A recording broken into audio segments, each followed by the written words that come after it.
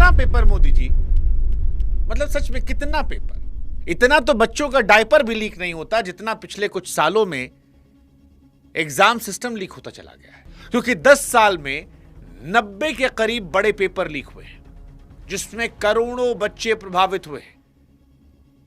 इसकी कीमत किसी बड़े आदमी ने नहीं चुकाई है साहब, उस बाप ने चुकाई है जिसने अपना खेत गिरवी रखा होगा, उस मां ने चुकाई जिससे गहने बिके हैं, और उस बच्चे ने जिसने किराए के अंधेरे कमरे में रातों रात पढ़कर बस इतना मांगा था कि बढ़िया से पेपर हो जाए। बढ़िया से मतलब बेईमानी ना हो। लेकिन इन सब की सालों की पूरी मेहनत को एक व्हाट्सएप फॉरवर्ड में जलाकर राख कर दिया गया। इसीलिए आज जब हम मोदी जी से संवाद कर रहे हैं पेपर लीक को लेकर, तो यह सवाल सिर्फ महाराष्ट्र को लेकर नहीं पूछेंगे। यह सवाल पूछेंगे कि भाई कब तक यार, कब तक?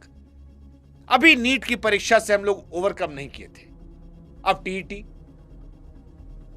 आज परत दर परत पड़ताल करेंगे और जो आंकड़े आपके सामने रखेंगे, यकीन मानिए वो आपके रोंगटे खड़े कर देंगे। वो चेहरे भी आपके सामने रखेंगे जो इन आंकड़ों के पीछे खो गए। क्योंकि असली सवाल यही है कि इस खेल में कौन कमा रहा है, कौन मर रहा है, सजा आखिर होती क्यों नहीं है। और इसीलिए आज समझिए कब तक मोदी जी पेपर लीक। नमस्कार, मैं हूं शुभांकर मिश्रा और आज पेपर लीक की कहानी है।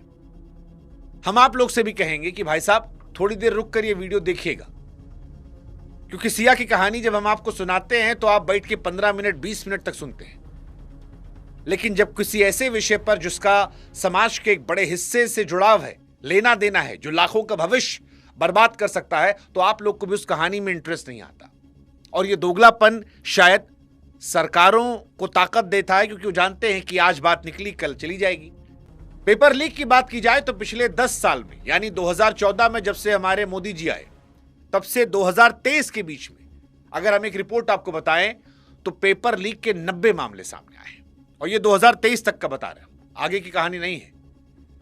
इनमें 48 परीक्षाएं दोबारा करानी पड़ी है, 22 तो होने के पहले रद्द हो गई हैं और बाकी में बस एफआईआर दर्ज करके बाद दबा दी गई। अकेले सीबीएसई की लीक से करीब 67 लाख बच्चे प्रभावित हुए। और राज्यों का तो हाल और खराब है। और ये वो राज्य हैं जहां पर बीजेपी की सरकार है, इसलिए हम कह सकते हैं कि हम सीधे ऊपर सवाल पूछ रहे हैं, क्योंकि पूरा सिस्टम गड़बड़ है। बाकी राज्यों में भी होता होगा, लेकिन जो बड़े राज्य निकल कर आए, जिसमें उत्तर प्रदेश का नाम है, मध्य प्रदेश का नाम है, राजस्थान का नाम है, बिहार का नाम है, ये सब बीजेपी शासित राज्य हैं। और ये छोटी मोटी परीक्षाएं नहीं हैं। 2015 में डॉक्टर बनने की राष्ट्रीय परीक्षा एआईपीएमटी रद्द करनी पड़ी। 2018 में सीबीएसई के 10वीं 12वीं पेपर लीक हुए। 2021 में राजस्थान का रीट घोटाला हुआ। 2022 में बिहार का बीपीएससी रद्द हुआ। सबसे बड़ा भूचाल तो आया नीट परीक्षा को लेकर, जो डॉक्टर बनने का सपना देखने वाले हर बच्चे की परीक्षा है। 2024 में हजारीबाग और पटना पेपर लीक हुआ। करीब 155 बच्चों को नाजायज फायदा मिला। मामला सीबीआई के पास गया, वहां से सुप्रीम कोर्ट गया। फिर 2026 में नीट परीक्षा एक बार फिर लीक शक के चक्कर में रद्द हुई और पूरे देश में दोबारा करानी पड़ी। अगर आप सरकारी नौकरी की परीक्षा की बात करेंगे तो 2024 में यूपी पुलिस भर्ती का पेपर वायरल हुआ। एक झटके में 48 लाख बच्चों की मेहनत पानी में चली गई। अब आप सोचो, 48 लाख लोग थे उसमें। दुनिया में कितना सारा देश होगा जहां पर इसकी आबादी होगी। अगर रिपोर्ट्स की माने तो आपको जानकर हैरानी होगी कि बीते 10 सालों में 6 करोड़ से ज्यादा बच्चे हैं जो इसकी चपेट में आए हैं, और उसके बाद भी पेपर लीक। 6 महीने पहले भी यही कह रहे थे, आज भी यही कह रहे हैं, और फिर 6 महीने में अंदर देखिएगा फिर कहेंगे पेपर लीक। और ये 6 करोड़ हो सकता है सरकारी आंकड़ों में एक नंबर हो, लेकिन ये 6 करोड़ अधूरे सपने हैं। और इसीलिए हम मोदी जी से बार बार पूछ रहे हैं कि मोदी जी, धर्मेंद्र प्रधान जिनका हैप्पी बर्थडे आप लोग मना रहे थे, जिनकी तारीफ में आप पूरा एकदम पुलिंदा बांध दिए थे,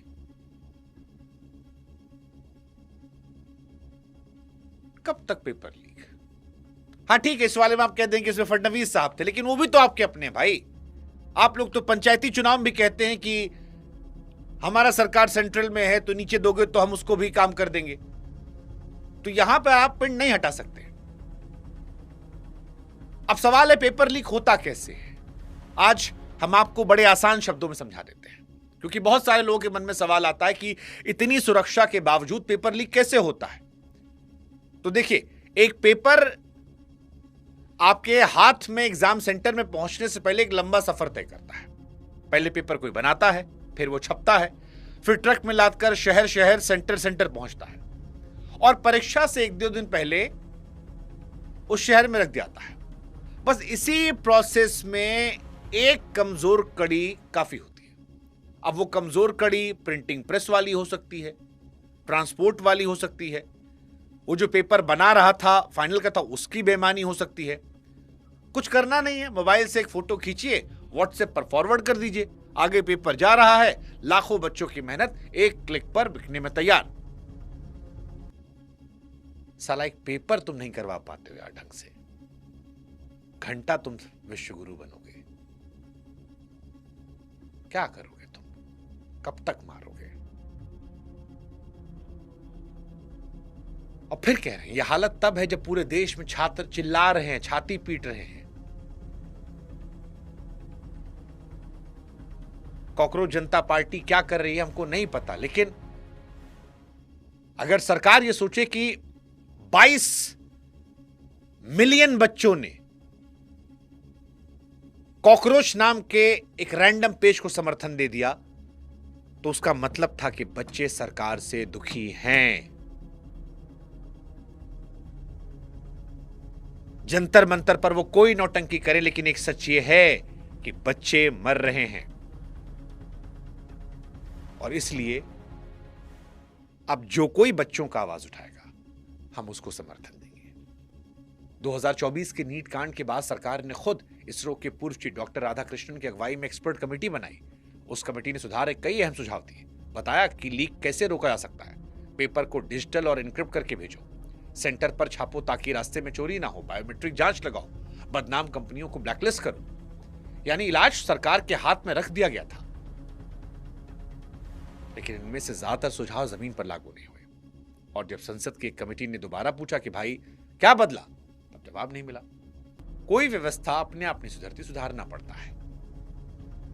बच्चे सड़कों पर है, माफिया पर सख्त कार्रवाई की मांग कर रहे हैं, परीक्षा कराने वाली व्यवस्था में पारदर्शिता आए, जिनकी नाक के नीचे सब होता है उन जिम्मेदार लोगों को कुर्सी जाए। अब ये दबाव हमको आपको बनाना है। हमने अपना काम किया, इसके क्लिप काट काट के आपको शेयर करना है। कॉपीराइट नहीं देंगे हम कह दे रहे हैं, आप शेयर करो। और आखिर बात इतनी याद रखना, एक तरफ बच्चे जान दे रहे हैं, दूसरी तरफ शिक्षा मंत्री को केक खिलाने की तस्वीर आती है। सवाल ये नहीं किसका पेपर लीक है, सवाल ये है कि आखिर इस देश में जवाबदेही कब लीक होना बंद होगी। और ये कोई कुदरती आफत नहीं जो रोकी ना सके, इलाज है, रास्ता है, इरादे की कमी है। और इरादा तब जगता है जब आवाज उठती है। नीट के बच्चे सड़कों पर उतरे तो कम से कम परीक्षा रद्द हुई, जांच बैठी, सवाल पूछे गए। दबाव काम करता है, बदल सकता है, बशर्ते हम और आप इसे एक खबर बनकर गुजर न जाने दें।